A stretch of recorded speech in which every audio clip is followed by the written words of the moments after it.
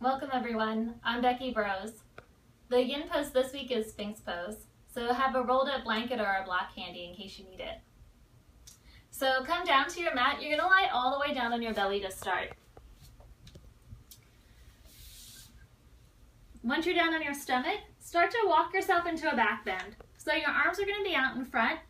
Start to pick yourself up, your bottom ribs can stay down on the floor. And this may be enough of a back bend for you. If you already start to feel compression in your low spine, you can stay right here. If you want a little bit more, you'll start to walk the elbows in closer, maybe an inch or so in front of the shoulders or right under the shoulders. And then relax the arms so that your bones are supporting you here.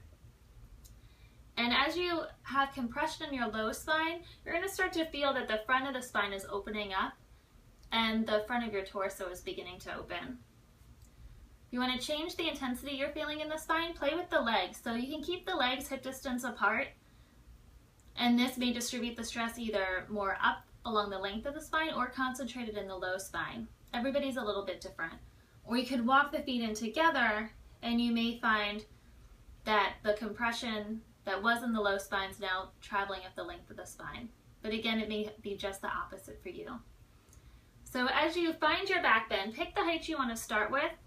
I like to have my forearms down and palms face up so that I know I'm relaxed. And then start to relax the hips. So the pelvis is going to get heavy into the mat.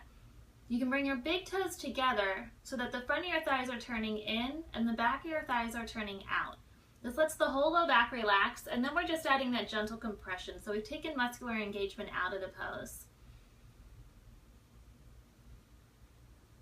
So continue to keep a steady breath while you're staying here. And then notice the shoulders. So if you engage the shoulders to bring them up by the ears, just let them relax. If you want to slump into them, and that's comfortable, you can stay there. But for most people, you'll find just this gentle place where the shoulders, you're not pulling them down, you're not pulling them up by the ears either.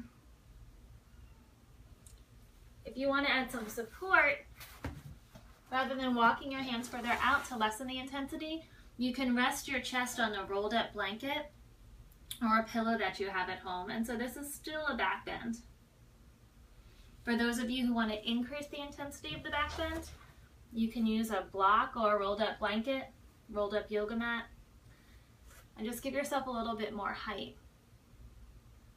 So if you give yourself a little bit more height, you should feel again that the back side's relaxed, the pelvis is heavy, and that you're lifting up the torso, and that it's extending the front of the body and compressing the back of the body. So stay here for 3 to 5 minutes. If you're just starting, start with 3 minutes and then work your way up to 5. When you're ready to come out of the pose, just start to walk your torso down and make a pillow with your hands. Bring your forehead down or roll onto one cheek and take 5 or 10 deep breaths here. So this counter pose is to help neutralize the spine and give you the time to really feel the sensation of the back bend, what it's like once you come out of the pose. When you're ready to move, press yourself back into child's pose. So push into your hands and sit right back on your heels. You can bring your forehead all the way down to the mat, or if the mat's far away, add a block, a blanket, or a pillow. Rest the forehead down and let the arms relax. So you can bring them back by your heels, maybe even wrapping them around your feet.